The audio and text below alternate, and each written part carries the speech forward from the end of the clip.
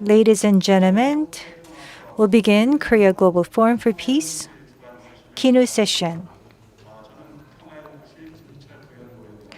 I am Kim Yu-chul. I'm the Vice Director for Peace Research Division at KINU, Korea Institute for National Unification. We'll be talking about assessment and tasks of unification public diplomacy. We will try to look at the direction and tasks for efficient and integrated approach towards promoting public diplomacy. We have two presenters, and Dr. John Delury will be connecting to the meeting virtually. Ki-tae Lee will moderate the session, who's the Director of Peace Research Division of KINU. We also have online participants. If you have any questions, please use the links that have been provided to you in advance, and you can leave your comments, and then those messages will be delivered to the moderator. Please, Dr. Ki, could you moderate the session? Good afternoon. I am from KINU. I'm the Director for Peace Research Division. Against the COVID-19 situation, we're here organizing this Korea Global Forum for Peace KINU session. I'd like to thank the organizers, the relevant officials, panelists, as well as presenters for being here today. We'll be talking about assessment and tasks of unification public diplomacy. Related to the Korean Peninsula policies undertaken by the Moon Jae-in administration, there is a Korean Peninsula peace-building process in place. And also, we have to think about the ultimate goal of reunification on the Korean Peninsula. We need to understand what are the options available to us in terms of promoting public diplomacy. We will be looking at peace public diplomacy and unification public diplomacy. I would like to introduce to you our panelists and presenters. We have two presenters here, Dr. Park Jong-chul, Distinguished Research Fellow from KINU. And sitting right next to me, we have Dr. Kim Hyun-wook, who's a professor at Korea National Diplomatic Academy. And we have three panelists. Virtually connecting to the forum is Dr. John Delury, who is a professor at Yonsei University, GSIS. Nice to meet you. And from Dongdeok Women's University, Professor Lee Dong-yul is here. Last but not least, we have Professor Choi Eun-bong from Ewha Women's University. We look forward to a very productive and in-depth discussion.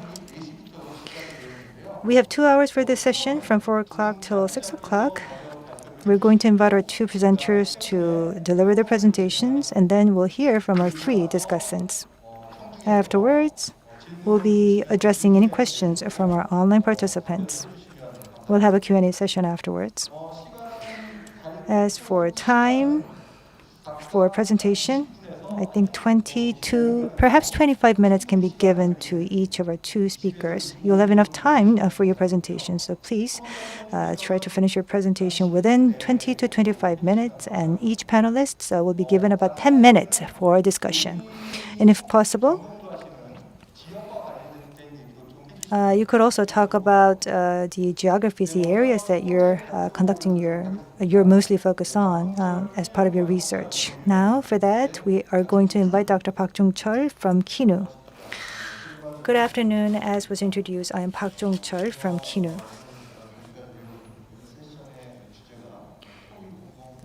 We're trying to take a look at the unification public diplomacy. Especially over the mid to long term, we understand that reunification is a very important goal. But in the process of promoting reunification, it is very much important to implement the peace process. So I will talk about the direction and tasks for the public diplomacy for peace. There are a lot of actors involved in public diplomacy or diplomacy. In the past, for example, there were only diplomats that were involved in any diplomatic activities. But this is quite different these days because there are not only the diplomats, but also private sector officials, individuals, media, as well as private organizations. So it's become quite diverse in terms of people that are involved in diplomatic affairs. And as for the target, the government, the actors, the government and public agencies were the main target for diplomacy. But as it's become more diverse, it's reaching out to, for example, general public as well, the international community. If you look at the tools that are used for diplomacy, you would have these professional diplomatic or diplomats that are utilizing their own specialized diplomatic tools. But this is quite different. For example, the internet virtual conference and social media, various other tools are utilized for diplomatic affairs.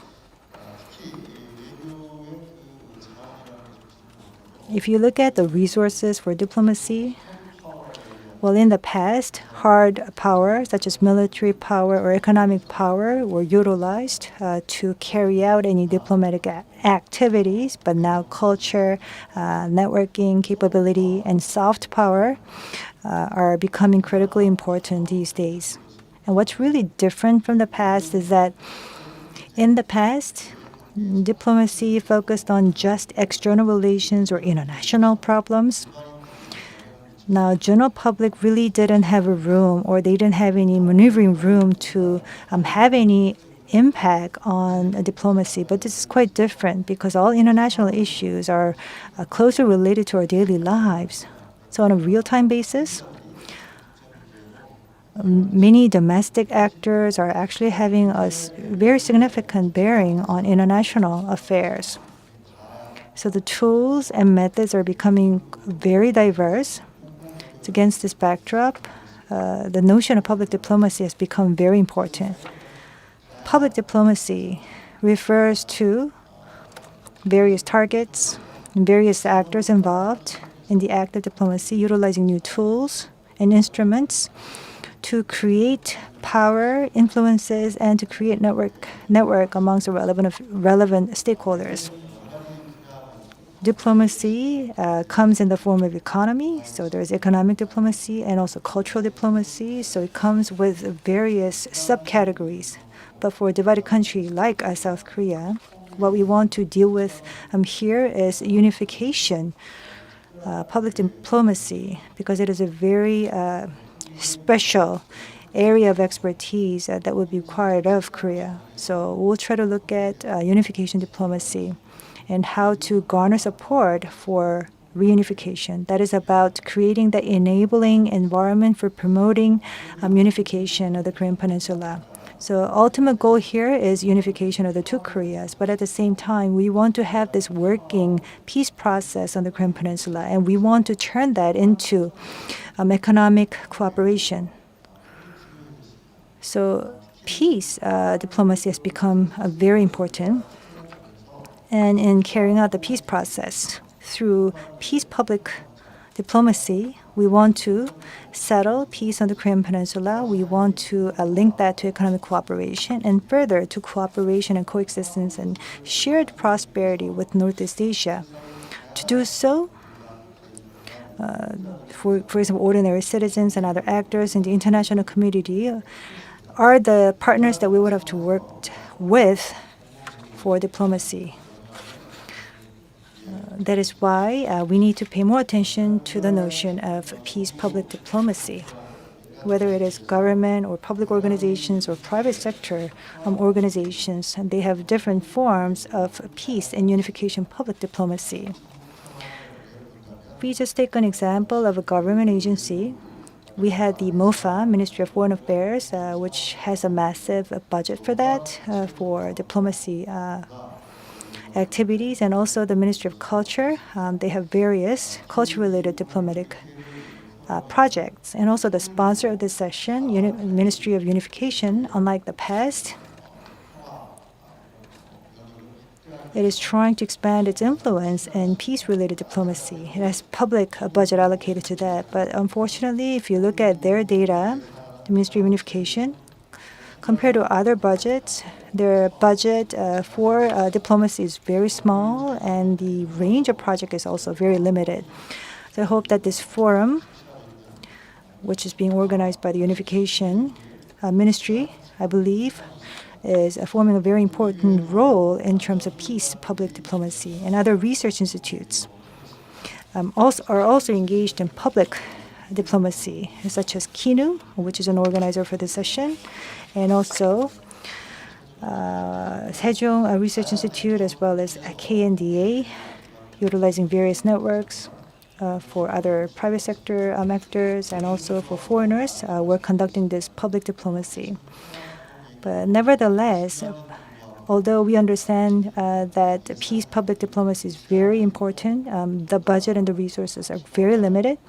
And also, there's a silo between different organizations here. There's not a network of cooperation amongst relevant stakeholders. Now, in promoting public diplomacy for peace, where are our priority areas? What would be our main focus? What would be our major direction?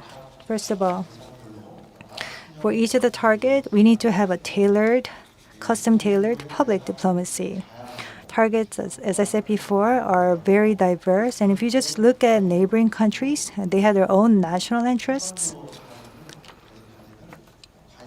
And their interests and their awareness about the Korean Peninsula would vary by country in the region, and also cooperation network or human resources network with these neighboring countries are very diverse. We have a network with the United States. Of course, we have a very strong tie with the United States and other countries like Russia. On a relative term, our network with them would be quite limited. And also, by each country, they have their own CSOs or media, and their influence on international issues would be different. We need to understand that there are these contextual differences by each country, and it would be important to come up with a strategy that would be custom-tailored to different targets and objectives of public diplomacy. Now, second, targets of public diplomacy must be diversified. The targets for diplomacy would be government officials and the lawmakers of the parliament. But it has to reach out to not only opinion leaders, but also general public. And also new generations need to be explored. We need to reach out to younger generations. And those opinion leaders that are leading the young generation, we need to engage them as partners and to build cooperative ties that will determine the success and failure of public diplomacy. And in carrying out public diplomacy, one of the assets that we can leverage is our Korean people that are living abroad. Due to COVID-19, and many Koreans living abroad are coming back to the country. We're having some difficulties in regards to that, but we have many overseas Koreans there who are very capable and competent, and they can be utilized as an asset towards public diplomacy.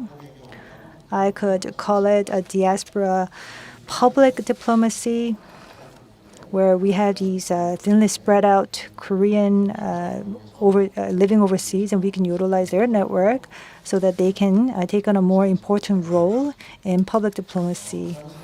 And we will need to provide relevant support for that. So what are the assets that we can draw on for promoting public diplomacy for peace? And in particular, we have hard power assets, but for public diplomacy, we can really take good use of the Korean wave, utilizing a very positive image of culture, focusing on soft power. And in particular, in response to COVID-19, we have been very successful in responding to the epidemics. So K, disease prevention model, could be used as one of the assets for promoting peace public diplomacy. It will gain a greater importance in the future. Now, the K disease prevention model, K quarantine model, of course. In relation to that, of course, we had a second resurgence of COVID-19, and we're not seeing an end to the COVID-19 pandemic, but countries are taking different approaches to responding to COVID-19. And the K quarantine model is based on collaborative governance between the state and society. Especially, the government has a very strong, well-functioning system. and a strong healthcare infrastructure and high level of citizenship, which have led to quite successful quarantine on the part of the country. And we can also spread the image of peace. That would be a good, valuable asset to utilize for promoting peace public diplomacy. Fourth element here, as I briefly mentioned before, by country, by region, situation is quite different. So we need to have a gradual, phased-in approach towards facilitating public diplomacy for peace and building the right platform for that. First, in the first phase, we need to improve a mutual understanding, cultural understanding, and also for history, culture, and interests. We need to expand the platform for mutual understanding with countries involved. And we need to really focus attention on the benefits that can derive from the Korean peace process and the contributions that it could make to world peace. What are the positive impacts for peace? What are the benefits that can be utilized for promoting multilateral interests in the region? And once we go beyond that phase,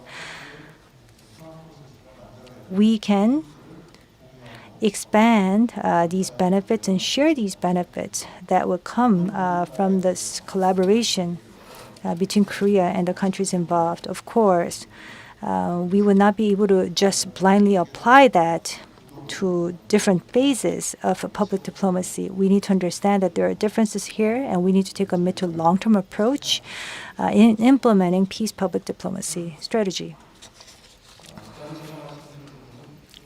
Next point is that what we need to do in terms of creating content for public diplomacy for peace. Each region and country would have different contents to build upon.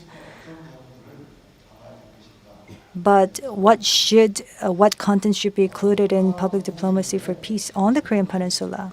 And I think the first and foremost, it's denuclearization of the Korean Peninsula and peace policy and the international consensus and support for these elements. Now, denuclearization issue and peace building process and the inter-Korean relations, of course, they would have to proceed in a virtuous cycle, and we do still pin a lot of hopes on that. But realistically speaking, there's a presidential election that will come in North Korea, and also there's a strained relations between the two Koreas as well as North Korea and the United States. So there's that stalemate. So when it comes to the inter-Korean relations, we need to create an environment, a room for cooperation, so that we can expand the space for public diplomacy for peace. And to that end, we need to garner support from the international community. Second content that should be included in the strategies that we have to go beyond the Korean Peninsula and reach out to other parts of Northeast Asia. The new security cooperation is critically needed in that regard, more than ever before. Of course, we had this immediate threat coming from the COVID-19 pandemic, but at the same time, during the summertime, there has been a very prolonged monsoon, climate-related issues, and environmental issues, which are all the reasons as to why we need to strengthen our cooperation in Northeast Asia. And in Northeast Asia, the railroad cooperation, logistics and network cooperation, as well as energy network building, that would be an important task from a mid to long-term perspective, and we need to expand our understanding on the necessity of dealing with these issues. Third content is that we need to first work to establish this K-peace model on the Korean Peninsula. North Korea is also suffering from COVID-19 economic sanctions as well as typhoons. So triple whammy in a way. And it is in a very difficult situation economically. What do they need the most? There has to be healthcare, medical support, and also efforts to make the community for cooperation. So we need to create a foothold for new cooperation. And for example, the assets and the benefits from this cooperation can be shared with our partners in the North. And that should be the focus of the peace public diplomacy. Now, in creating this new architecture for security in Northeast Asia, we have to create a new platform upon which we can work to share information and to discuss common countermeasures. That would be a starting point for bringing peace in Northeast Asia. Last but not least,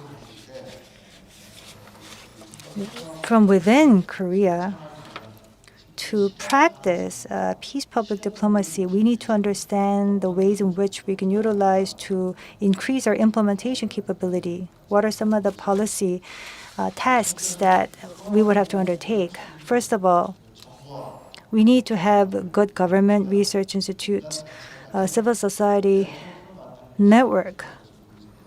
So it's creating a network amongst government, research institutes, and civil groups. We have these each organization. In a way, they're not organically linked to one another. In a way, they're carrying out sporadic efforts for public diplomacy, fully not integrated. So these stakeholders, the government research institutes and civil groups, in terms of the way for cooperation, well, it is very important for them to come up with a system for cooperation among themselves. Second, we need to develop and expand the discourse on public diplomacy for peace so that we can spread the positive message across the world. And to do that, not only producing just printed materials, we can also develop various tools for communication, like this virtual conference that we have. We need to have a very fast transition in terms of system. Even if we're able to stabilize the current situation, we would be living in a completely different world with this new tools of communication. We have to prepare for this new world, and we need to have a systematic change. Lastly, for promoting public diplomacy and to create a network of cooperation, we need to have good human resources, the talents. So those people that could create the network for public diplomacy, we need to have involvement of the young generation, scholars, experts, and we would have to engage them in this cooperation. So new resources, human resources and talents would have to be trained properly so they can gain further expertise here. And with that, I would like to conclude my presentation. Thank you very much, Dr. Park. I'm Distinguished Research Fellow at KINU. So under the banner of Unification Public Diplomacy, we have been carrying out public diplomacy-related work. Now, we have this new term called Public Diplomacy for Peace.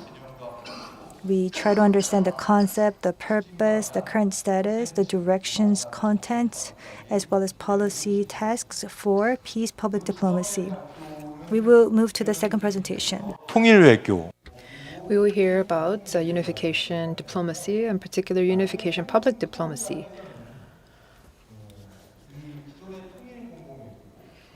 When we talk about unification public diplomacy and this new notion of peace public diplomacy, we want to learn more about some implementation measures for these new kinds of public diplomacy. So if you can hear about that from our discussants, that would be very helpful. We would now move on to our second presentation, where we hear about the assessment and tasks of South Korea's unification policy focused on diplomacy, the U.S. Hello, my name is Kim Hyunuk. I'm from KNDA. It is an honor for me to be here at this very important gathering. Thank you very much for giving me this opportunity.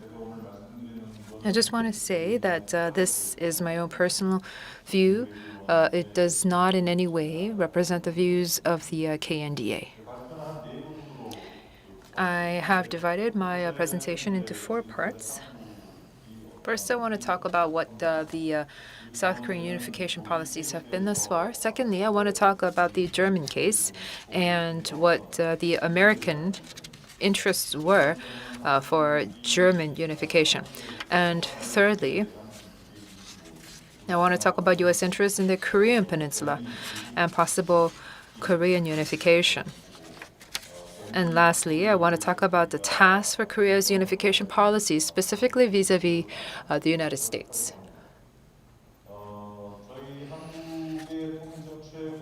South Korea's unification policy, I think, as many of you know, South Korea supported a Korean unification based on a confederal system. So we want to have Korean unification based on a confederal system. So we would, first of all, do an economic confederation or an economic integration of sorts and maintain two states, two systems, and then later move on to one state, two systems, and then gradually to one state, one system. So this is up until recently, it was still maintained by the Korean government, and this is very functionalist in approach. So they believe that if we can focus more on a functional unification, then later on these benefits will spill over to the political sector. However, North Korea said that we have to figure out what we're going to do about the military issue first, and then move on to ultimate unification. So their approach was that we have to resolve the political and military issues. That would include the withdrawal of U.S. forces in South Korea to try to do without these political hurdles and then discuss the possibility of unification. This would be a federal type of unification. However,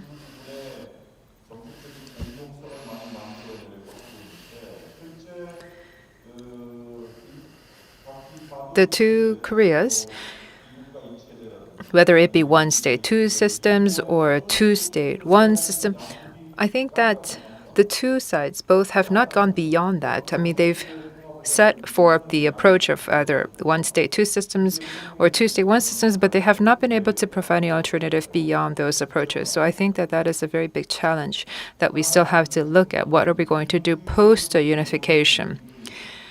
There are some problems regarding the functional approach, especially in the United States. They have considered this a failed approach, essentially, because when economic effects spilling over to political effects, this is something that has been completely denied. It has been proven as a fallacy, particularly in political science. No. This means that economy and politics belong to completely different domains. When I was working towards my PhD, this is what my professor has continued to say, which means that this, for example, we can maybe have a very good postal system. We can send letters and the mail can reach anywhere in Russia, in China. It's fine. But in this functional system, we still do not have world peace because still countries are fighting, although we have a very well-functioning, well-working global postal system. That's because economy and politics are completely different. The issue here is that when we went to a German unification, the new East policy was successful because there was a different approach. There were economic incentives that were used to try to engage more politically, and this was used as a way to change the mindset of the East Germans. The economic cooperation was not the ultimate objective. The North Korea policies that we want to pursue should not focus only on economic change. The economic factor could be a way for us. It's one of the tools in our toolbox to change around the mindset of the people in North Korea, but there needs to be some sort of political tool as well, or else this is also going to end in failure. This is something that the U.S. is also experiencing with its China policy. Ever since Nixon, it has engaged in engagement with China. This is something that they've continued to do even after the Cold War, because they believe that if they liberalize the markets in China, the Communist Party will also have changed. But that did not happen. The Chinese economy opened up, but the Chinese people, their perspectives remain the same. The Communist Party still remains in power. And so this functionalist approach that we think about is not necessarily enough. We need a more creative North Korea policy. I think that there are some lessons that we can learn from the German unification case. We cannot copy the German unification case because our two cases are drastically different. They did not go through a civil war. They don't have nuclear weapons, first of all.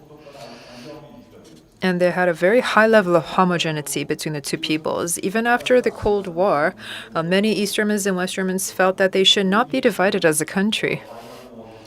And Germany also had the Weimar Republic, where the East Germans already had that experience of democracy. So for them, they were in a very good position. For Germany, they could have been in a good position to institute the sunshine policy. Right now, we don't have enough national homogeneity with North Koreans. That is something that we have to recover. We need to provide more information to North Koreans. That is something that is insufficient.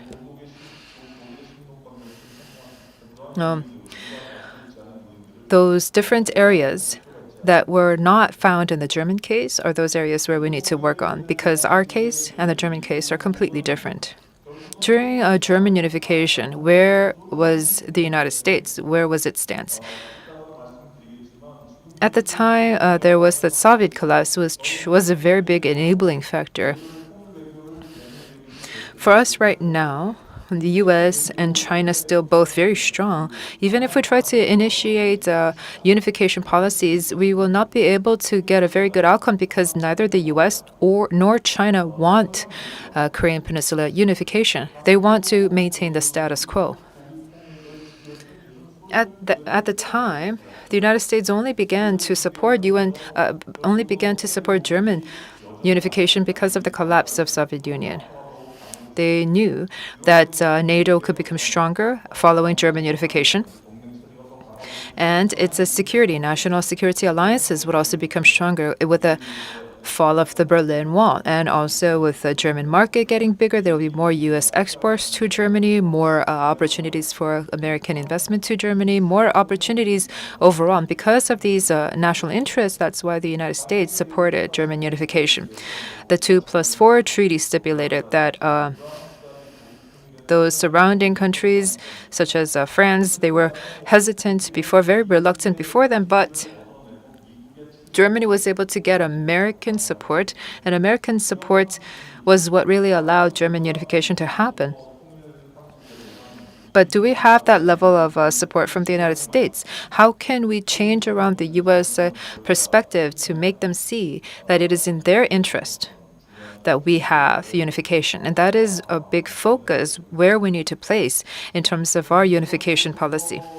Moving on to my third chapter, what are the U.S. interests? What are some possible U.S. interests in the Korean Peninsula? In 2009, President Lee Myung-bak met with President Barack Obama. And they said that they're going to support peaceful unification of the Korean Peninsula based on market economy and liberal democracy. And in 2012, President Park Geun-hye and President Barack Obama reiterated their support for peaceful unification of Korea based on the principles of democracy, a free market economy, and denuclearization. So what the United States wants is a peaceful process, first of all, on denuclearization, free market economy, and democracy, liberal democracy. That is what America wants. What if it became a more aggressive sort of unification? Then the U.S. would not support that. What about China under Xi Jinping? China supports a peaceful unification. If it's not a peaceful unification, if it's antagonistic unification that follows war, then China would not support that because that would negatively impact its economic development. China supports independent unification. Why independent? Because China doesn't want a Korean Peninsula that is too tilted towards American interests. China supports gradual unification because that is the best way to not hurt regional stability, and it has to be denuclearized. If North Korea continues to have nuclear weapons, then that would not bode well for China. And primarily because China is worried about the nuclear umbrella that America will continue to say that they will have to provide if North Korea holds on to its nuclear weapons. But doesn't make sense. The two countries, these two Koreas next to China, if the two Koreas unite and they become a stronger nation, would China really want that? Even if China says that they support unification, I think we have to be suspicious of that. China says that gradual unification will be the best way to not hurt regional stability. But if there is a unified Korea based on market economy, that is definitely a way that could hurt the regional order, especially if it's a liberal democracy. One of the books that I read a few years ago is a book called One China by Henry Kissinger. And in it, Kissinger says that China does not intervene directly in the neighboring countries' affairs, unlike the United States. If one of the neighboring countries appears to be a little bit too strong, then the other strong country will try to topple the other stronger competitor. China, that's its way of looking at the policy towards its neighboring countries. If that is really the case, and if Korea unites, then will China accept a unified Korea? I don't think, even if China says that they support it, we have to be a little bit skeptical of what China says. I think for the American perspective for a unified Korea, what is really important is that they really want to do away with nuclear weapons development, denuclearization, denuclearize Korean Peninsula. That is what America wants.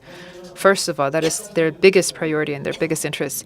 Secondly, the unification has to be based on a market economy so that there can be economic mutual exchanges and profits and interests with the U.S. and with unified Korea. The unification also has to be one that supports liberal democracy, because only then can it expand American values. And also the Chorus Alliance should stay strong. I've been talking with some of my American colleagues. Many U.S. experts have said that right now, because U.S.-China disputes are very harsh, we're still talking about that right now, but we're also talking about unified Korea. America wants a unified Korea to be a check against China. However, we cannot necessarily function as a check against China. If we create a Chorus Alliance after unified Korea that is a check against China, then we would be really in a very difficult place, between a rock and a hard place. Even if there is unification, the Chorus Alliance should not disappear. The Chorus Alliance should be maintained. That is the American interest. They want USFK to stay in Korea. That is really why there is so much tension between the U.S. and China. And if there is continued tension between the U.S. and China, this is going to negatively impact Chorus Alliance, which is why the U.S. cannot come out and say that they are for unification right now. These are some of the concerns that the United States would have. A second worrisome aspect is that after unification,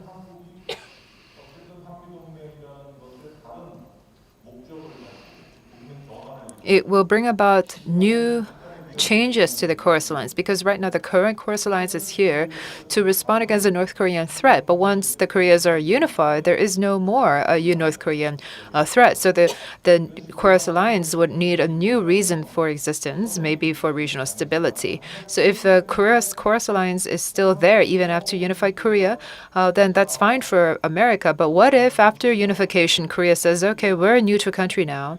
We want all the U.S. forces gone from our country. We're going to work on beefing up our own national defense. Then what is going to happen to the U.S.? A unified Korea that says that we want to beef up our own defense systems? What if later on a unified Korea decide to develop nuclear weapons? That is also a real concern for the U.S. Right now, the U.S. is offering defense capabilities for Korea. The USFK are here. Right now, there are all these major powers around us, China, Russia, Japan.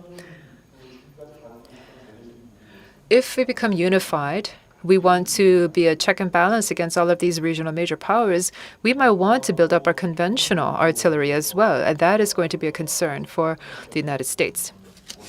The last point, I want to talk about three things that we can think about in terms of our future or unification policy. What I want to suggest is that we have to continue to really ask and urge for unification. I don't think that there is a lot of discourse on unification these days. Peace is important, but I think that peaceful unification is really more important. The younger generation right now, they don't know why we should even unify with North Korea.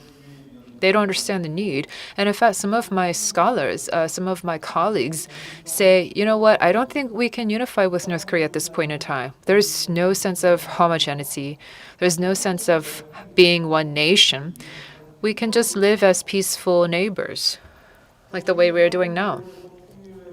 There is a lack of discourse and a lower commitment for unification within Korea, and that is going to be a very big problem.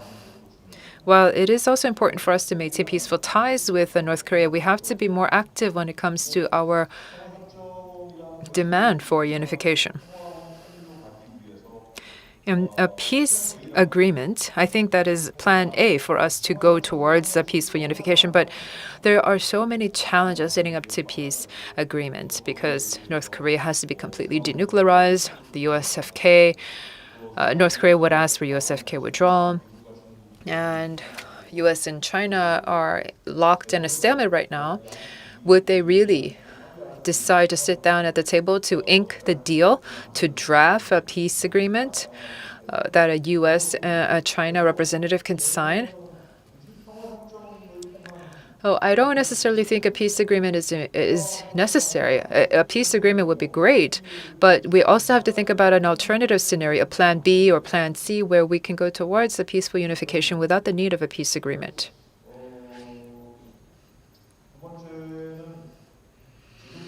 And secondly, right now, because there's so much conflict between the U.S. and China, and the tensions are escalating. It is going to be very difficult right now for us to achieve unification. I think that the U.S.-China competition structure would have to be a little bit subsided, and either U.S. or China grab that level of dominance for us to have a sort of a clear predictability when it comes to our unification policy and have a consistent sense of the unification policy.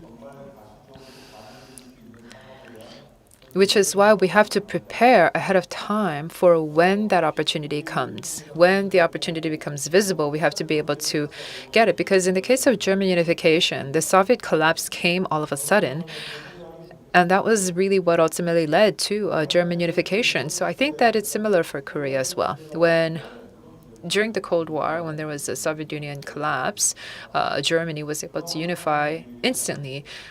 What if a moment like that came to Korea? Maybe American hegemony or Chinese hegemony for some reason suddenly weakened. Then we have to use that opportunity right away for unification. We have to prepare for that ahead of time. By prepare, I want to say that we have to make sure to persuade the North Korean residents. At the time in Germany, East Germans wanted to go to West Germany. They didn't want socialist economy. They didn't want to live in a communist world. They wanted to go to West Germany and live in a market economy. So we have to also think about what we have to do when the ultimate unification comes. There are so many different factors. When all the factors come into play and they work in our favor, we have to be ready to unify right away. We have to make sure that the North Korean residents feel a sense of homogeneity with South Koreans. We have to provide more information to North Koreans. I know that many North Korean residents, especially living in Pyongyang and some of the big cities, they know what the situation is like in the Republic of Korea. But I don't think that's enough. We have to provide more information to the residents in North Korea so that the North Korean residents can know more about what the ROK represents, what democracy represents, that they could revere it and they could look up to it so that they would want to be a part of South Korea when the opportunity arises. Thirdly, I think that we need to strengthen public diplomacy for unification in the U.S. Right now, China and U.S. Competition is getting more severe. Many big companies like Samsung, LG, have already sort of made their due diligence. They've made more export inroads to U.S., for example. We have to make sure which choice, which decision is going to ultimately help us achieve unification. We cannot always think that we can be caught in the middle and we don't have to make any decision, because we are going to be put on the brink where we have to make a choice. Is it going to be U.S. or is it going to be China? Later on, we might be isolated from both. Both of the countries could turn their backs on us. So that does not mean that we have to ignore both the U.S. and China. We have to be more aggressive and more active in our U.S. and China policies. We have to choose. We have to choose. For some cases, we have to choose China. And in some cases, we have to choose the U.S. And so we have to make those choices and continue to manage our relations with U.S. and China to try to really enhance our diplomatic efforts. The U.S. presidential elections are going to be a very important variable if Joe Biden becomes president. Tom Blinken will be national security advisor. Susan Rice will be joining the cabinet. Tom Blinken will place it a great priority on restoring ties with Korea. So when it comes to U.S. policy, we have to place a focus on Korea, U.S., Japan trilateral diplomacy. And although there are many important points when it comes to a Japan diplomacy, Japan policy, we have to be mindful of our national interests. So we have to restore our ties with Japan so that through trilateral cooperation, we can gain more American support. That is all. Yes, thank you very much, Professor Kim. We have to focus on a better, stronger American policy in going towards unification. In preparing for this session, I know that its title is Assessment and Tasks of Unification Public Diplomacy, but the public diplomacy that is peace-based, which is what the administration is pursuing, I think that that is very important, which is why Professor Park talked about the peace of public diplomacy. And also, Professor Kim provided us with a review about unification policy thus far. What can we do going forward, especially vis-a-vis the U.S., which is so important to us, and also being mindful of the U.S.-China relations, peace, diplomacy, and unification policy. We do have three discussants today. These three discussants are regional experts. John Dallery will talk about the U.S. situation, I believe. Lee Dong-yul is going to talk about, I think, primarily U.S.-China or China relations. Professor Choi is going to talk, I think, more about Japan relations. I have to say that I myself, as a moderator, am a Japan expert. So if possible, I would also like to ask some questions. So we're going to invite our first panelist, Dr. John Dallery. If you could limit your comments to maybe 10 minutes or so. Thank you very much. Thank you very much, Chair. I trust everyone can hear me, and I'm delighted to join the Korea Global Forum for Peace virtually. These were two really fascinating papers. I learned a lot from them. And I hope in my 10 minutes I can add some reflections and maybe some questions to the authors and the panel for discussion. I think as the chair framed it, actually these papers form a really nice contrast in terms of the, prospects for Korean public diplomacy is the emphasis on unification or peace. And, the kind of easy answer that as a diplomat, I think you'd like to say is we can have our cake and eat it too. We can affirm unification and peace at the same time. But I thought what was so interesting about these papers is they actually don't take the easy route, and they make tougher and probably more realistic arguments. I think contrasting arguments the way I read them. Maybe I misread them. Park Jong-chol argues in favor of a peace-focused public diplomacy, which doesn't negate unification, but I think ultimately does, punt a bit on unification and put peace first. And if that is the organizing spirit of public diplomacy, then that means a lot of changes in the messaging and in the theory behind the approach. Whereas Kim Hyung-wook really argues the opposite. He argues that it has to be a unification approach and that it's not enough to do peaceful management, and that would actually be a mistake. So this is a somewhat rare case where we have two papers that really disagree with one another, making for a richer conversation because they both make the argument so well. In a sense, I found myself agreeing with each paper as I read it independently, and then had to try and reconcile the two theories. So, one thing I would argue is to step back and ask, what is public diplomacy? Before we get into the question of unification or peace. And maybe this would be a question I'd like to hear a little bit more from the speakers, because it sort of went undefined that we all agree what we're talking about and know what we're talking about. Whereas I saw different meanings of public diplomacy in their arguments. My own thoughts about this is public diplomacy is different than propaganda, and especially liberal democracies like South Korea aren't particularly good at propaganda and shouldn't be doing much of it. Propaganda is a loudspeaker. That's where you try to blare your message out to the target audience and get them to just believe you because they're so sick of hearing it so often. And I don't think that's what we mean by public diplomacy. Public diplomacy is also not intelligence gathering, right? So if propaganda is a loudspeaker, then intelligence gathering is a tape recorder. What is diplomacy and public diplomacy? In my view, it's a conversation.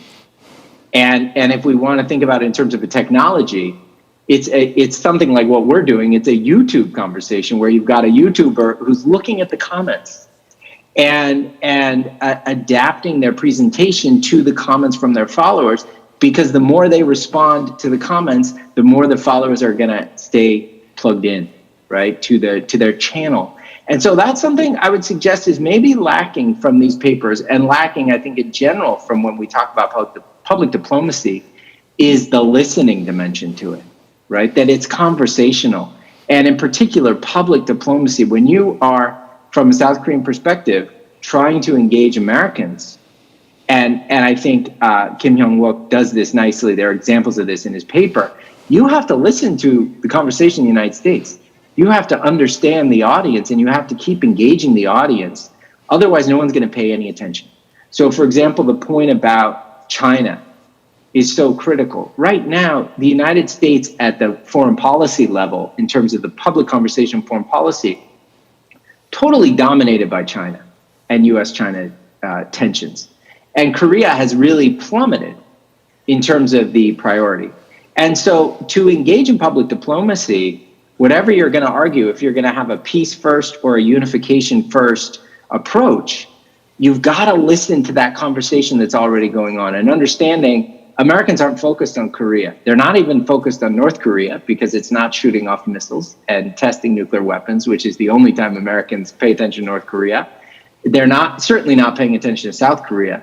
They're focused on China.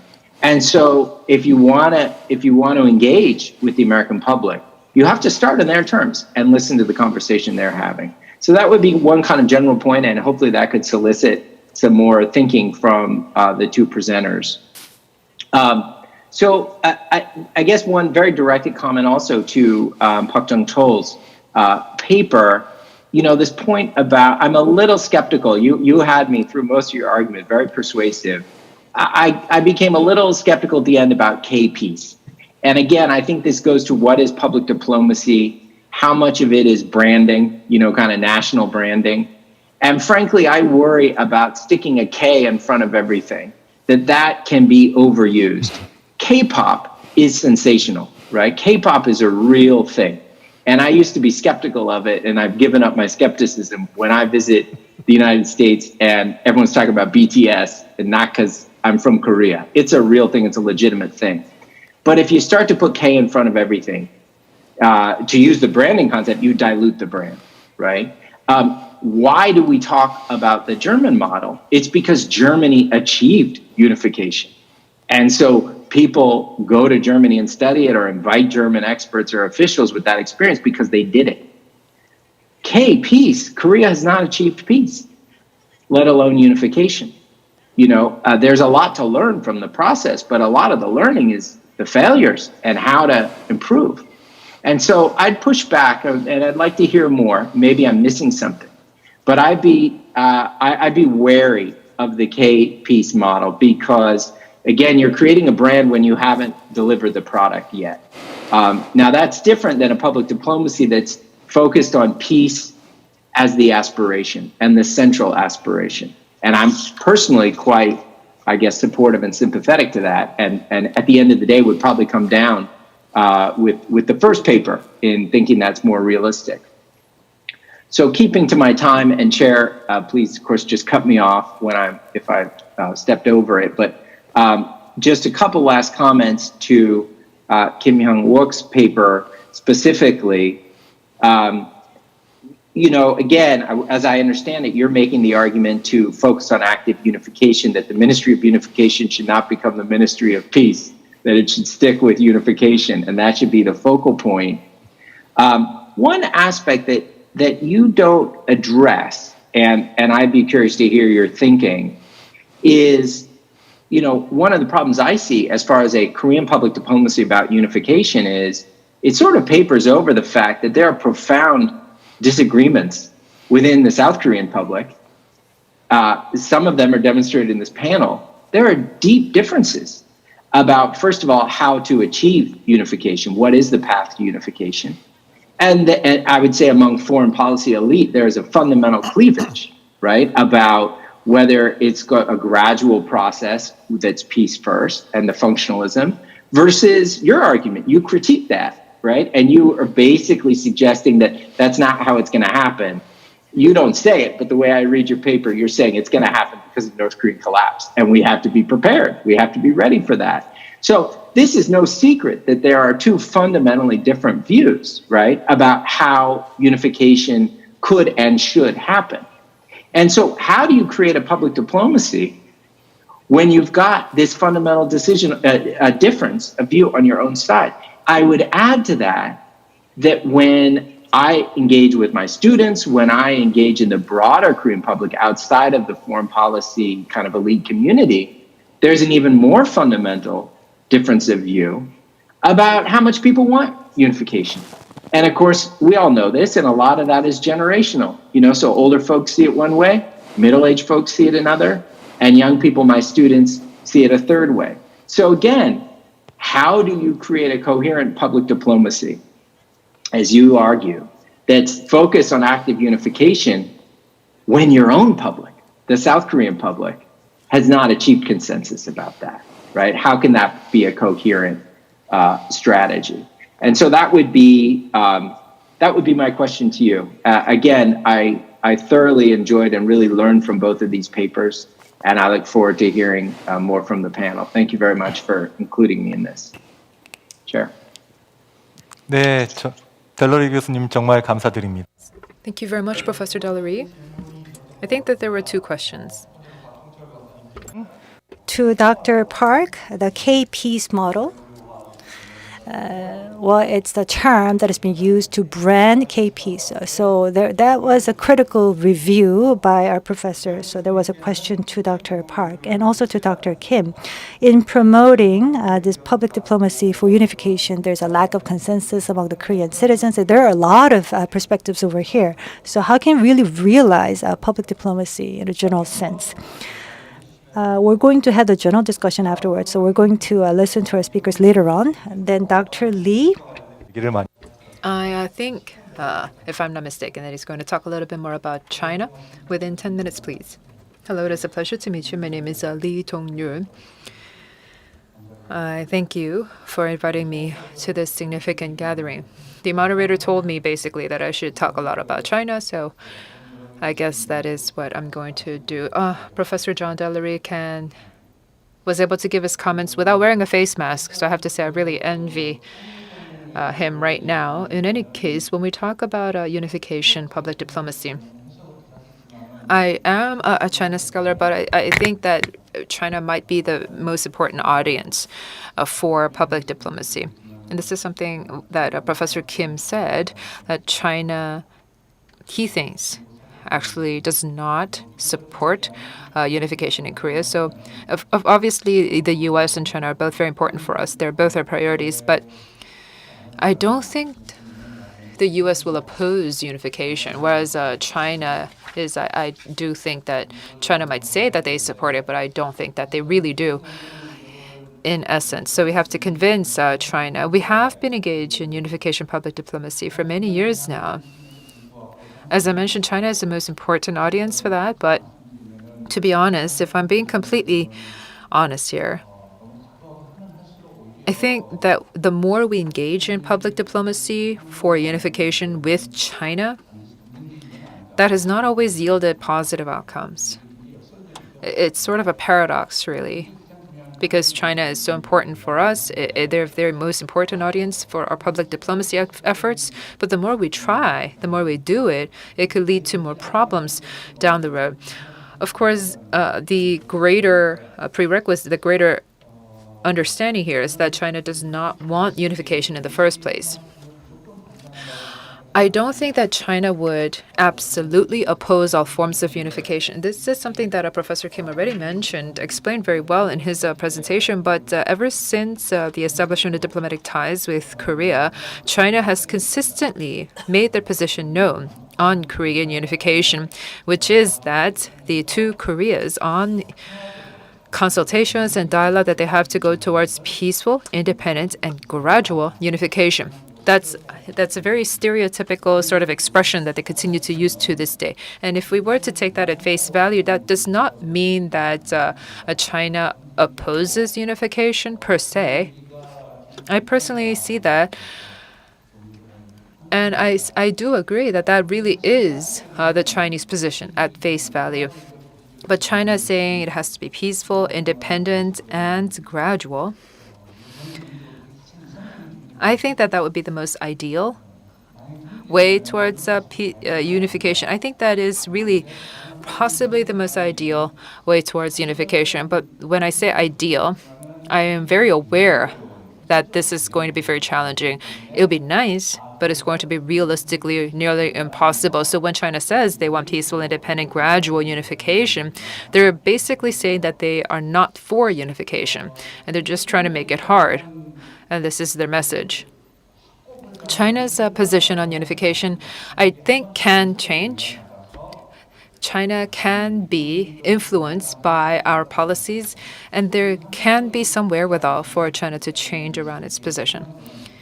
I think that there are two things that we have to consider when it comes to China.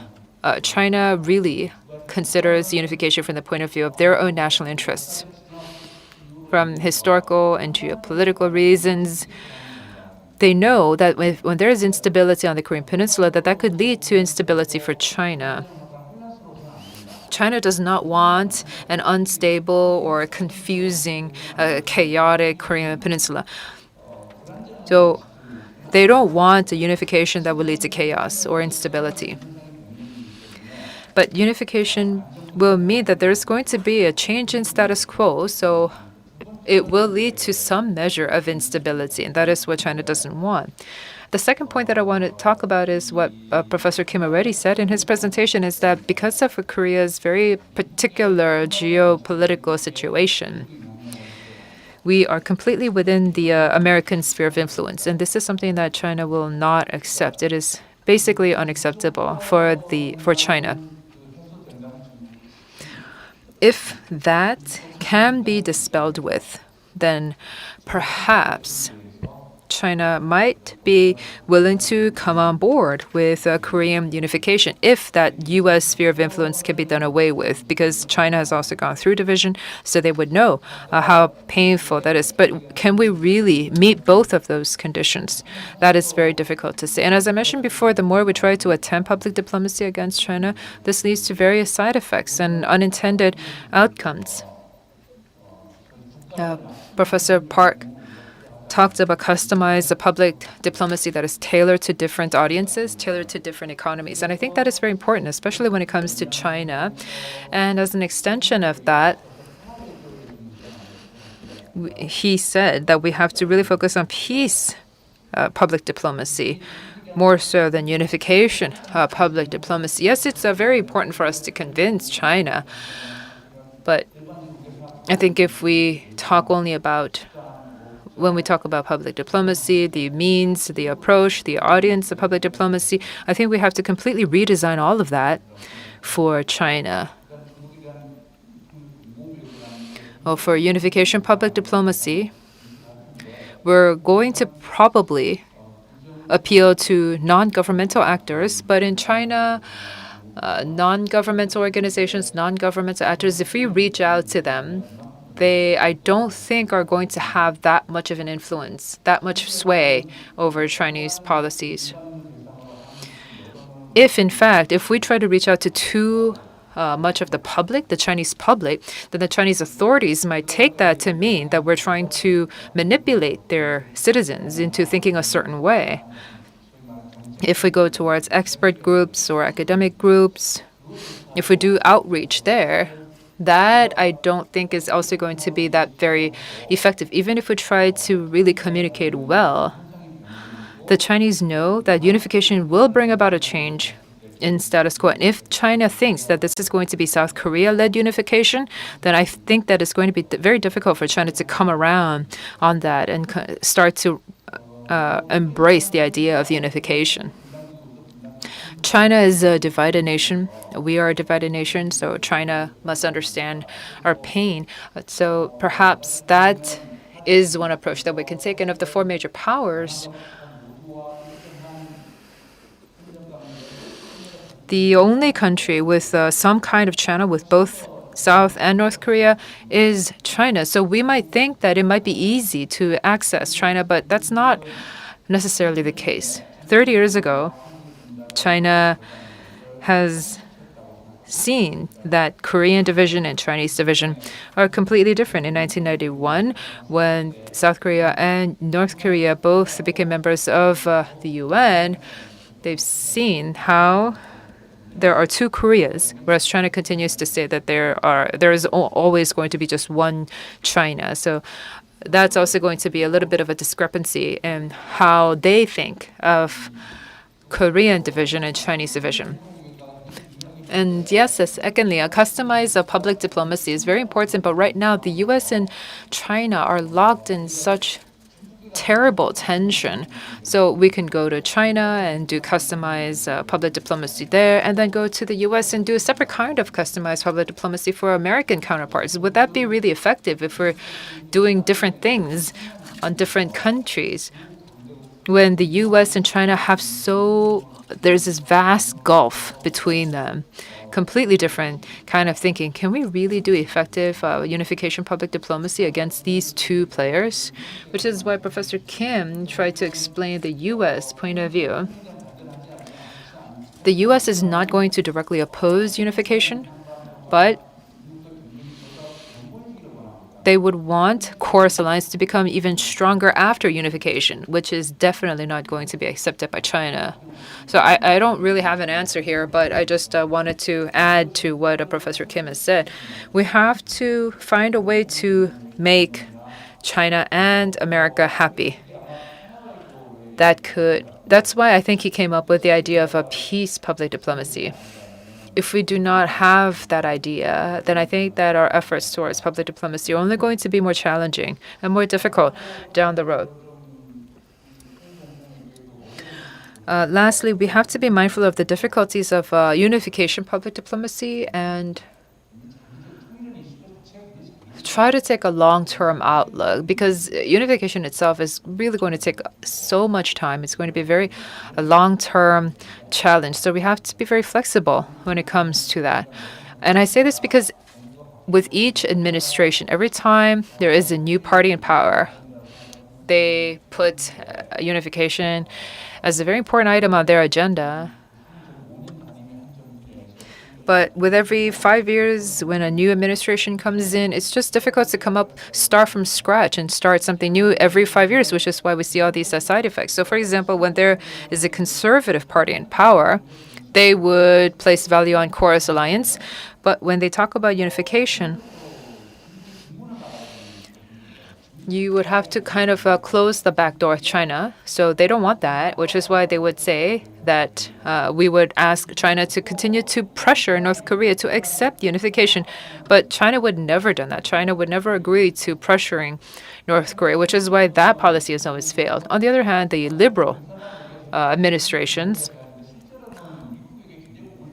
actually do not really cater to China more so than they do to the U.S. because they know that they have to convince the United States to bring North Korea to the negotiating table. But the United States does not trust North Korea, so it's very difficult for them to have lasting, meaningful dialogue.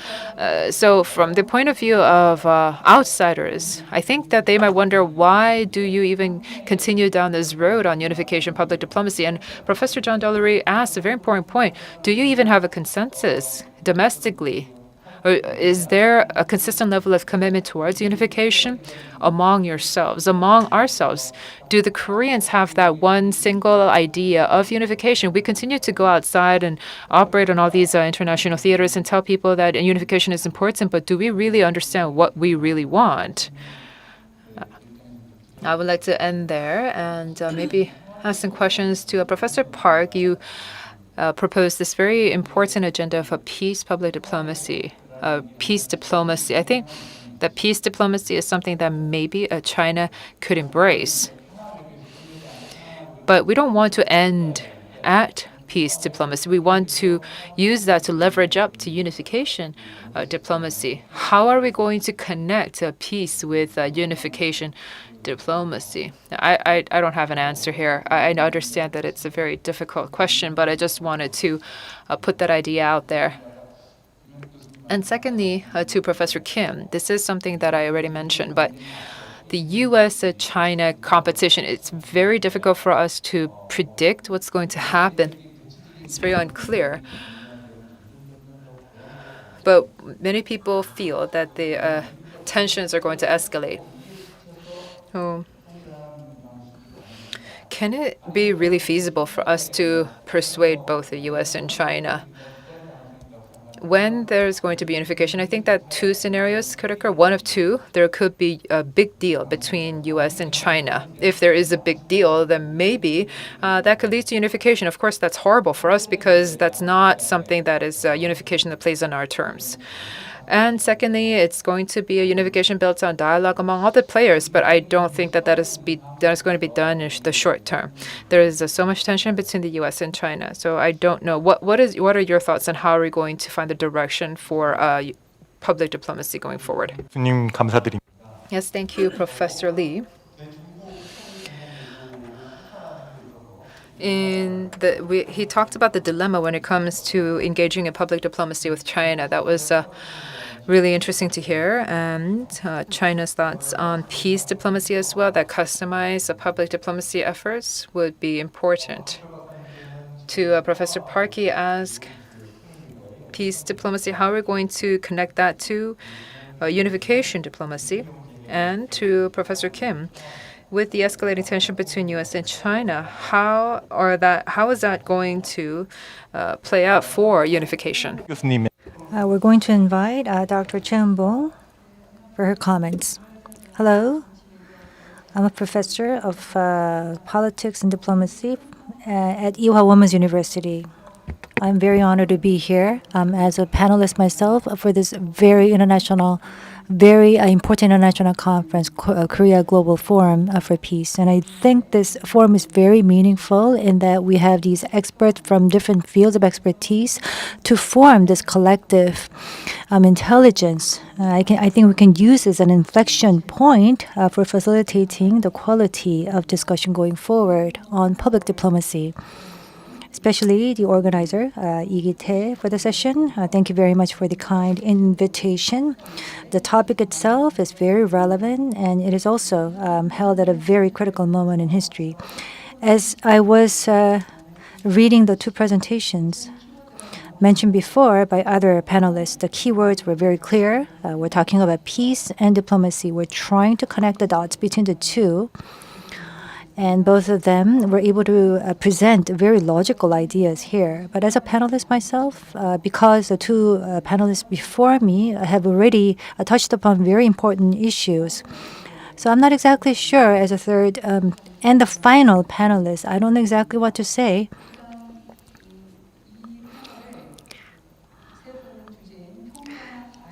So here the subtopic of the session is assessment and tasks of unification public diplomacy. I believe the two presentations are very mutually complementary. The moderator also suggested that we would have to try to merge these ideas together. Dr. Park's ideas really are focusing on future-oriented tasks, and Dr. Kim's paper is focused on realistic constraints that would have to be considered. So he was giving this assessment of the current situation in Korea. So as for the content and the arguments that were made by the two presenters, yes, I do agree with them on most of the points, but I do have a difference of opinion. And from the presentation and discussion, I would like to expand my ideas. And I would also like to make a contribution to expanding this discussion. In terms of peace, public diplomacy, and also public diplomacy for unification, they're very future-oriented and proactive terms, but still, it has to be discussed within the current framework and architectures of security situations of sovereign nations. And within that framework, for example, we're trying to understand the politics of goodwill, or the lines, but actually you focus on the dots. For example, different organizations and individuals and different social groups that they would have to work together. And Dr. Park talked about the contents, also customizing contents. He said how these contents would have to reflect the needs of not only the country, but also the network. So networks are actually comprising of these different actors here. And the two papers here is going beyond the dot politics, line politics, but it is also trying to focus on the surface, the area politics in a way. For example, the politics of lines of the past, you would have to focus on national interest of a sovereign state. That would be the approach that we would take. Of course, that's still important. It is not to be overlooked at all, but you have to actually go beyond that border. You have to look at the preferences of members of the community and also the emotional politics, which is very much talked about these days. That criticality would also have to be considered. In that way, your presentation was very fresh and thought-provoking. Now, the politics of line is crossing the borders of the dot politics of dots. And when it moves in that direction, it will give us a lot of opportunities, but at the same time, a lot of contradictions at the same time. When it comes to public diplomacy or cultural diplomacy, one of the prerequisites to discourse is that one would have to move beyond the borders of a national interest. And you would have to have self-reflection on yourselves, and you would have to focus on cultural expansion. But various phenomena that we see are very much focused on the identity-driven politics. Because for example, the countries or social organizations and groups would be very much involved in ressentiment, the hatred with one another or against one another. Dr.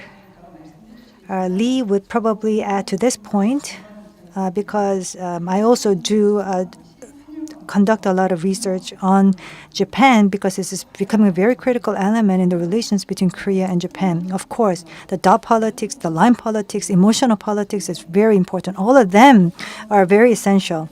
The ressentiment, how do we move out of this hatred? And as the first panelist mentioned, how do we pursue dialogue? How can we move towards dialogue? That would be an important issue to discuss for public diplomacy. So We could dub this situation as a spin-off. How do we deal with the spin-offs that are byproducts of the situation? And we really need to focus our attention to that, and that should be part of our thinking.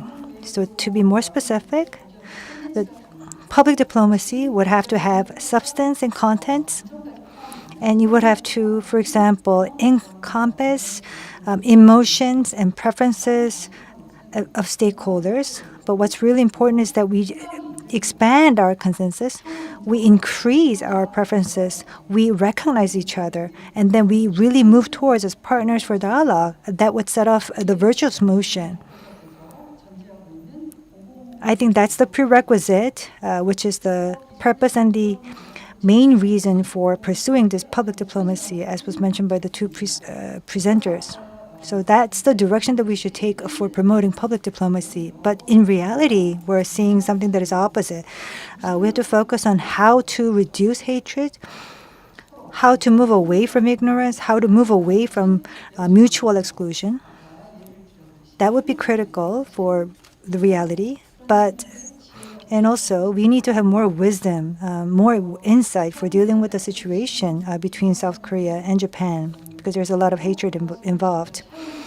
If we are to employ the word that was presented by Kim, this functional approach comes with a lot of problems. But when we do public diplomacy, because we're just focusing on the first rather than the latter, the preferences or inclinations, if we increase that, we could, of course, relatively reduce hatred. But that's not necessarily the case. Of course, there are both sides of the coin, but there are two tracks. They're actually similar but different from each other. The fields of public diplomacy are very diverse indeed. So we should have a two-track approach. So what is your view on this, promoting this public diplomacy based on two-track? Dr. Kim, you talked about coupling and decoupling, because there is a desynchronization. In the current world, of course, it would be different. It was very important to maintain the focus on synchronization, but how do we really reduce the amount of desynchronization? In that regard, public diplomacy would have to deal with this issue. And I think you use the term module. We can come up with more ideas for modules and also network. These new ideas and new opportunities, I think, really exist. Because in the sphere of public diplomacy, of course, the United States is very important. China is also important, too. But public diplomacy for Korea should become more diversified, not only just looking at U.S. and China. So peace public diplomacy or unification public diplomacy. I want to understand what your views are in terms of having these two-track approach for dynamism. Second is a question as well as a comment. Now, public diplomacy for peace and unification, while you were dealing with these two notions,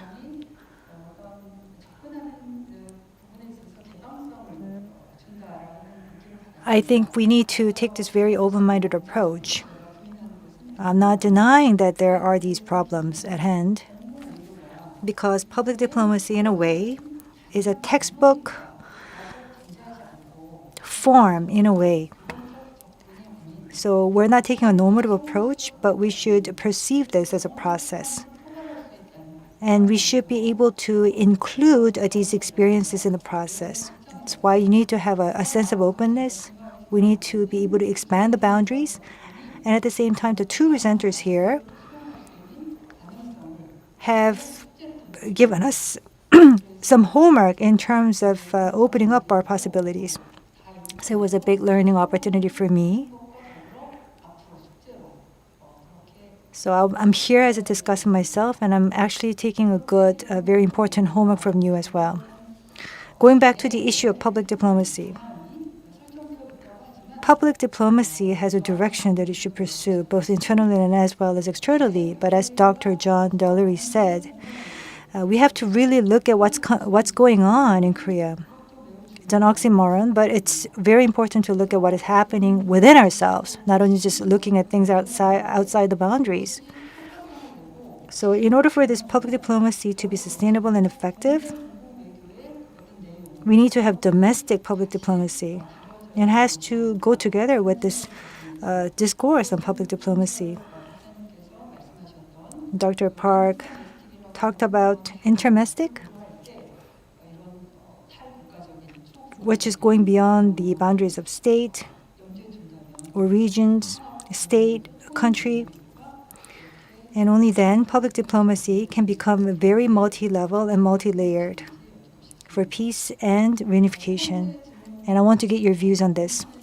Third question, as well as a comment, is this. As Dr. John mentioned, whether it is small or big, in this sphere of public diplomacy, there are various results that are being produced, and I really view them from a positive light. But still, we're trying to put that brand name of K. And if we just decide to put K in front of all these changes that are taking place over here, how would that be interpreted by the public? Would that be really effective? It really requires careful consideration. Because my feeling is that because you have K in front of everything, it really leads to increased fatigue on the part of the audience. So that's really not effective from the strategy point of view. Another point of concern is that the prerequisite for public diplomacy is dialogue and communication. We're trying to move beyond national interests and trying to pursue universality. And that is the attempt that public diplomacy is trying to pursue, but seems that we could just put all these dialogues in a framework, a very close-minded framework. So that's really not a desirable direction to pursue. So I sympathize with your point, agree with your point. Another point is that as we are pursuing these efforts in different areas and spheres of public diplomacy, I know that you were not able to address the following point. So who's actually doing public diplomacy? So it's about who. And what are the contents needed for public diplomacy? These think tanks here, as well as the 1.5 track stakeholders, really should become the bridge. And on top of that, that's really all the more important for Korea. And the media has a critical role to play. So the relations with media when it comes to public diplomacy, Dr. Park talked about developing these customized networks. We could have networks of policies, and we could have a very comprehensive, broad-based network. And you could give a very important role for the media to play. So what's the positioning for media in that regards? The last point is listening to both of the presenters, I try to find a commonality. Now, you talked about diaspora public diplomacy. And the second speaker talked about parliamentarian diplomacy. Parliamentarian diplomacy, yes, you have the audience, and you can do that in Korea, but you're usually dealing with another country, and you're trying to deal with the elite group of parliamentarians. There are various pillars and axes to be considered, but diaspora in that specific context would be very important. So in a way, diaspora public diplomacy and parliamentarian diplomacy have a lot of overlaps. Now, diaspora concept here is very attractive. This is a term that is not often used. So it's very much taken up by researchers. But diaspora really means overseas Koreans living abroad. They live in different countries, but they have their home countries that they have left. And there's that very complex relations and connections. For example, there's an act on overseas Koreans, and that legal framework and legal structure should also be considered, because diaspora can be a very important audience for public diplomacy, on one hand, but they would become the target of a public diplomacy on the other. We need to have an organic consideration for diaspora, and at the same time, we have to try to find the common ground with the parliamentarian public diplomacy. As I was preparing for this comment paper, I tried to talk to a professor who was doing humanities studies at Ewha Women's University. We do have a lot of selectives for that topic, and I really don't have a lot of students coming to the politics related classes. But for public diplomacy, it really draws a lot of audience, a lot of students there. So it's a popular course. So the professor said that if the professor was taking a very hard approach to classroom management, then the students would really not be so passionate about it. So she decided to take a very cultural, software approach. The topic of kimchi. Kimchi is, of course, known as a very representative Korean staple, Korean food, but it's taken on a very positive approach. And she tried to connect that to public diplomacy, and that was also a case for Japan as well. Now, using kimchi as a medium, in terms of the achievement of public diplomacy, the level was very low, but then she tried to introduce the culture of making kimchi. And people began to show a lot of attention, and it became very universal, and it really drew a lot of feedback, responses from people. The media became very much involved, and even the diaspora living in that country became very much interested. So when we do framing work using the brand name of K, I think using that would be meaningful in and of itself. But we would have to work to ensure that universal element in it. We need to find the right way so that we can really truly pursue the universal form of public diplomacy. 사실 오늘 회의 전에 저한테 5분만 She actually told me that she was only going to speak for 5 minutes, and I tried not to stop you in the middle of the comment. Thank you very much. You had some comments as well as the questions for the speakers. I'm not going to summarize your points. Some of the comments were very much similar to what other people said. You didn't say much about Japan. Probably you left it up to me so I could talk about Japan, maybe in my summary statement. 들도 지금 듣고 있습니다. We do have some audience members online. If you would like to ask a question, please write them for us, and we'll check back 5 to 10 minutes and then gather up the questions and then ask them to the panel. Why don't I ask our two presenters to respond to the different questions and comments? I'll give you about 5 minutes each. We will hear from Professor Park. 네, So 3 panelists have actually given questions that are of very high quality. I think it's really going to be useful for me in strengthening the notion of public diplomacy. And Professor John Dillery, thank you for your comment and the questions. You are not here. Thanks to you, our seminar seems to be really the webinar. Okay. You raised the issue of the priority between the peace and unification. The peace and unification, as you know, is not contradictory. It's complementary and it's a long process. But in my view, first of all, we need to establish peace. Peace is more the important than to the last, the ultimate goal of unification.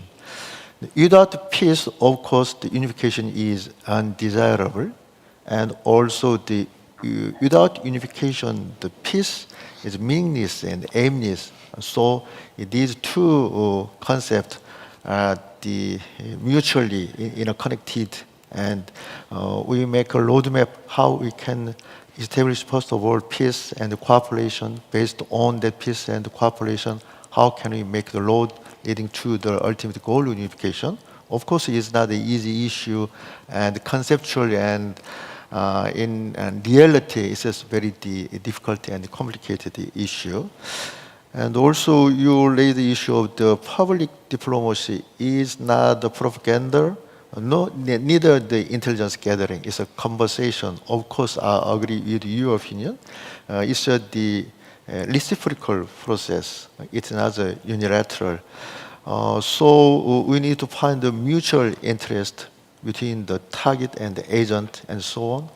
So first of all, we need to understand the counterpart's interest and the intentions and culture and so on. So the public diplomacy is a very difficult and the multifaceted process. I agree with you. And you raised the issue of what is the KPS model. Also, the Professor Choi Mong has the doubtful attitude toward the concept of KPS model. But our problem is how can we compromise the universal standard with the Korean specific situations. Of course, we can learn a lot of things from German unification. German unification gave us lots of implications. What we have to do, what we have to prepare in preparing to the long process. But in history, same thing doesn't happen again. So, if the Korean unification happen and we can accomplish the ultimate unification, maybe I think the Korean unification will be different from German case. So, of course, we can have many lessons from the German cases and the universal standard, but also we have to consider the Korean special conditions, Korean's environment. Therefore, our way leading to unification is a very specific, peculiar, our own way struggling, accomplishing the unification. At present, the KPS model, I think we have largely three major issue areas. First, the denuclearization, of course. And second one, the establishing peace regime. Establishing peace regime include concluding the peace treaty, but also how to make the confidence building measures like the September 19 military agreement between the two Koreas and so on. That is the establishing peace regimes on the Korean Peninsula. The third area is the inter-Korean cooperation issues, not directly related to the denuclearization issue, but of course it is indirectly and comprehensively linked with the denuclearization talks and peace talks and so on. And in particular, in inter-Korean cooperation issues, we have many issues such as the humanitarian cooperation, health and medical care, and the environment issues, and so on. So our dilemma is how can we handle these three different issues: the nuclearizations and the peace regime and the inter-Korean cooperation issues. So K-peace model, if we can naming like that, and that will be a Korean way to systemize and harmonize and synchronize these three different areas. That is our Paris constellations. 그다음에 이동률 교수님. And to Dr. Lee, you pointed out a very valid point: customized public diplomacy, especially in the context of U.S.-China conflicts. Will that be enough to satisfy both parties over there? Yes, you're right. But Dr. Che also talked about various areas that we should consider for public diplomacy. I think there's a lot to learn from Dr. Che's point as well. Now, at a government level, there are specific issues that are being dealt with. For example, USD-PRK dialogues as well as sanctions on North Korea. There are specific issues that are addressed at the government level, but in the public diplomacy arena, we're trying to expand the platform, and regardless of what is happening at a government level, regardless of what is happening in the real world, we're trying to expand the range and the scope of cooperation. So it's quite challenging, it's quite diverse, comes with many faces. So for public diplomacy, we should really not focus too much on specific issues. We should broaden the platform for public diplomacy, and we need to really take a mid to long-term approach. Israel is a is a case in point, and also Japan is a case in point for public diplomacy. There was a lot of budget allocated. They have also gone through a very long process to do it in a multifaceted manner. We need to learn from these success cases. Going back to what John said, the relations between peace and reunification or unification. Some governments, for example, put a lot of focus on unification. Some other governments come in and focus more on peace rather than unification. They're not contradictory. They're interrelated. They're related to each other. First, we have to build peace and we have to provide a platform for cooperation. I think everybody agrees to that. But the ultimate goal, of course, here is unification of the Korean Peninsula. But when and how we're going to do it, it's no one's guess.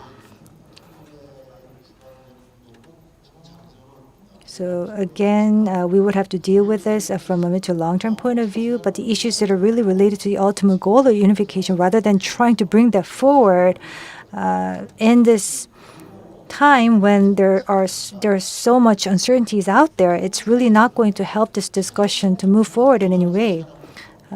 Okay, we have a final goal here, a final destination, which is unification. We want to do it peacefully. We know that for sure, and we're going to do it based on consensus between the two Koreas, and international cooperation will be very important. These are basic principles that we just want to put in place first. And then we would have to see what happens, and we would have to carry out various diplomatic efforts. In line with that, Dr. Choi, I know you give a lot of lectures on public diplomacy. I think I should really listen to one of your lectures. There is a lot to learn from you for public diplomacy. Maybe I should have done more research, or thorough research for this presentation. Various issues you've raised for public diplomacy, for example, in terms of synchronization, it has implications for the synchronization process. And how are we going to move beyond the divide that we see amongst the people here in South Korea?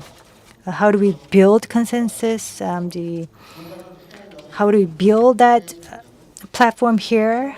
If we take that abroad, people will say, well, we have people coming from South Korea. It seems that everybody has different ideas. There's no consensus. So that's a challenge to be overcome as well.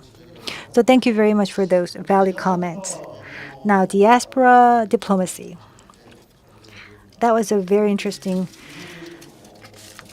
view here. Now, the Ministry of Foreign Affairs has a lot of projects for helping those overseas Koreans, and also the Korean Council for Democracy and Peace.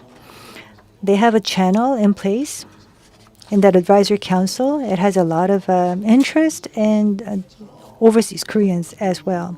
And as pointed out by Dr. Choi, diaspora, these overseas Koreans have various different roles to play. I know it's a very complicated issue, but I think the most important thing here is that we need to understand the autonomy. How are we going to recognize and give due recognition to the autonomy of the overseas Koreans? Because they may have a different idea about the roles that they can play from their end over there versus what we expect from them. So what are the interests? What are the areas that they take a lot of interest in? Well, depending on where they come, where they live, it's all going to be different. So how are we going to facilitate the process of having these people involved in the process and so that they can take the initiative. Thank you. So, Professor Kim? 예, 좋은 토론 감사드립니다. Yes, thank you for those excellent discussion points. Professor Delary raised some questions about the many opinions that are out there within Korean society about unification. I talk often with my colleagues about unification policy. I don't really like formal discussions, so these are informal in nature, usually over drinks. When I actually engage in discussions, informal discussions with these colleagues, there are many commonalities. I think there is a problem that we are so different when in fact we are not. I think that the final endpoint for unification is integration of political systems. That is what everybody wants, despite their ideological differences. Whether you're liberal or conservative, it doesn't matter. But the preparatory work leading up to that, as you know, is a very long process. That is where people have a little bit of a difference. Let's say we physically try to exert unification upon North Korea, and we have unification, but maybe North Koreans and South Koreans hate each other. How long would that kind of unified Korea last? I think that kind of unification would be very fragile. In the past administration, the president said in the Dresden speech, talked about national homogeneity with North Koreans. That was a conservative administration. So I don't think any liberal or democratic ideologue would say that we need to start a war to have unification. I don't think anybody would say that. I think within South Koreans and North Koreans, nuclear weapons and military aggression, and the civil war that has led, the Korean War has led to a breakdown of the homogeneity. So we have to restore that, first of all. When there is a good level of national homogeneity, then I think that ultimately what everybody wants is an integration of the political systems. So that's the final endpoint that everyone wants. So in terms of the ultimate goal, people have very similar ideas, and especially within academia, I think it's going to be easy to find common ground. However, politics continues to try to separate these different factions across ideological lines, and so that's where the difficulty is. But I do agree with your other point in that the domestic public diplomacy is something that we really need even more right now. There are some people, more people now, who are wondering why we even need the unification in the first place. The current administration and the government have to work more on spreading the awareness on discourse on unification and trying to exert those efforts. Many people think that North Korea is a completely different nation. Why do we even need to bother talking about unification? And this is something that we hear from some younger generation, but also among some academics, among some researchers. So this is something that we really have to think about in the future. Professor Lee mentioned what should we do as the U.S. and China tensions continue to escalate. The U.S. right now is really bashing China. Trump's China policy is talking. There's a systemic competition, ideological competition. There's all these different issues. Even if Biden becomes president, I think that this competition with China is going to continue for some time. So what should we do during this period? I think a few months ago in Hawaii, the foreign ministers of U.S. and China met and said that they made a declaration or an announcement saying that the Hong Kong, Taiwan, Taipei, there are many issues that the U.S. and China would discuss, but the Korean Peninsula is not one of them.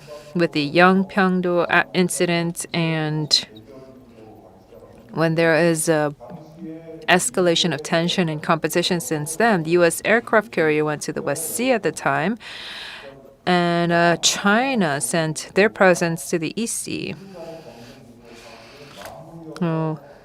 The inter-Korean tension could lead to more U.S.-China tension and escalate together, and that is something that we have to prevent.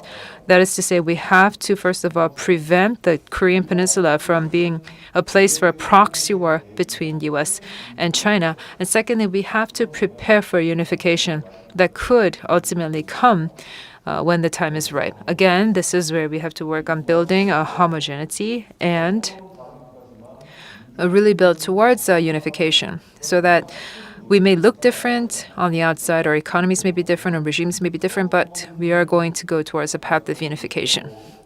Professor Choi, in her comments, my paper was unification and public was in parentheses.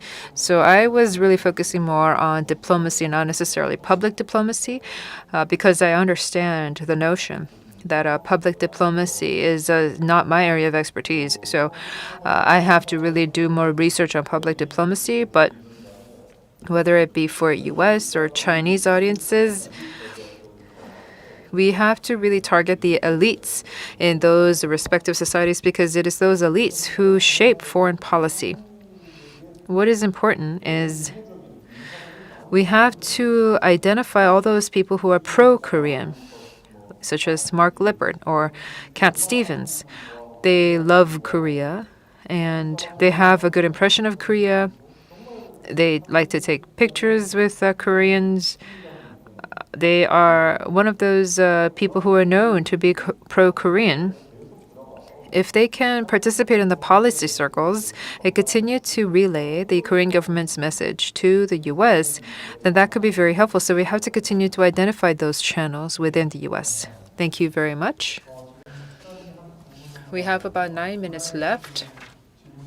We have 2 questions online. One is for Professor Park. I'm not sure whether this can be answered. Barry Montim, a singer and freelance manager. There are music schools in Sweden and UK. This person is currently carrying out this music collaboration project with the 2 schools.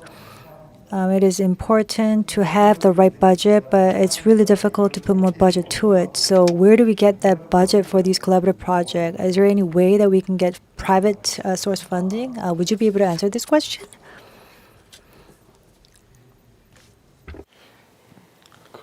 그다음에 두 번째는 저한테 왔는데 이것도 아마 I think this question came to me, and I could ask Mr. Park or Kim to answer this. So how do we build partnership between the government and the civil society organization for peace public diplomacy? Any one of the 2 could, if you could answer this question.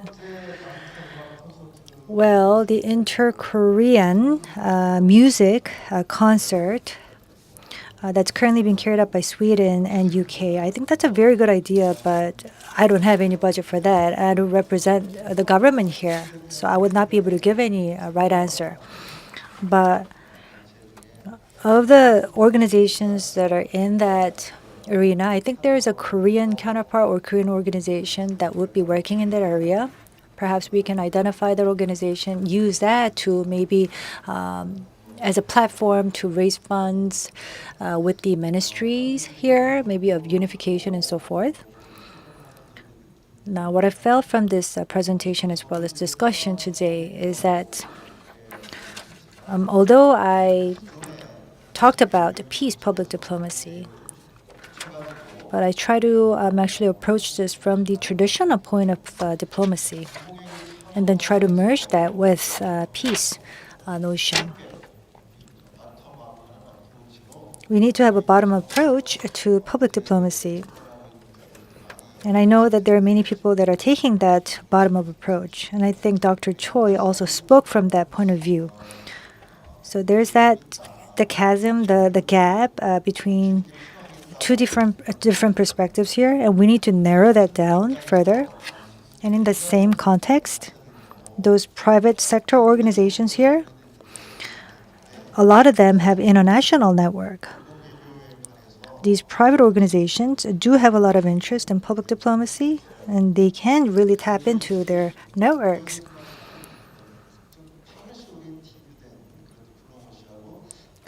And that's quite different from the policy-oriented public diplomacy that the government pursues.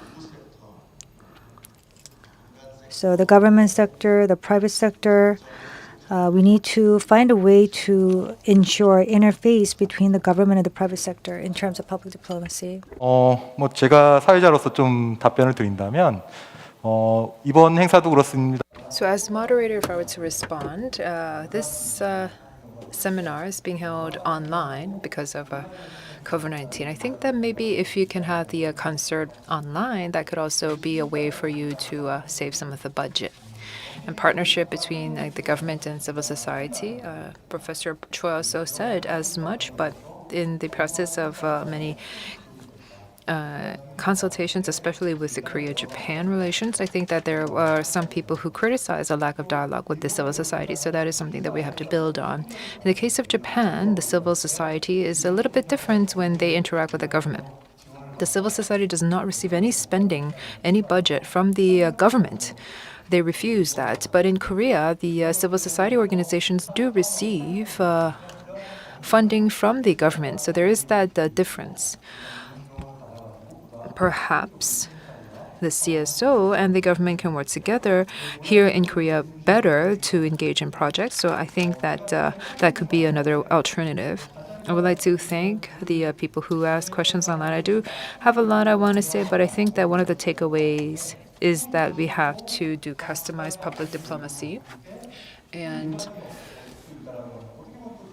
But even if we do that, the customized diplomatic efforts might be inconsistent among themselves. So that is going to be very difficult. This leads me once again to think that Korea is in a very difficult geopolitical situation. The US and China have completely different ideas about unification. The same is true of Japan. When Korea becomes unified, Japan wants Korea to be denuclearized based on market economy. So similar to the United States, but all of these different surrounding players have their own interests in the Korean Peninsula and unification, so it's very difficult for us to engage in a public diplomacy for unification. So I think it was very helpful to have this meaningful discussion here. We have gathered here online because of COVID-19, but despite that, we were able to have a very meaningful dialogue. I see that we look pretty good as a panel on the screen, although we are wearing our face masks. I do want to thank Professor Kim, and also right now here on the floor there are many crew members who have worked tirelessly to organize this conference, and also we do have our two interpreters. So I'd like to thank all of them, and I hope you all stay healthy and strong in the COVID-19 era. With that, we close this session. Thank you very much, and again, I hope you stay healthy. Thank you.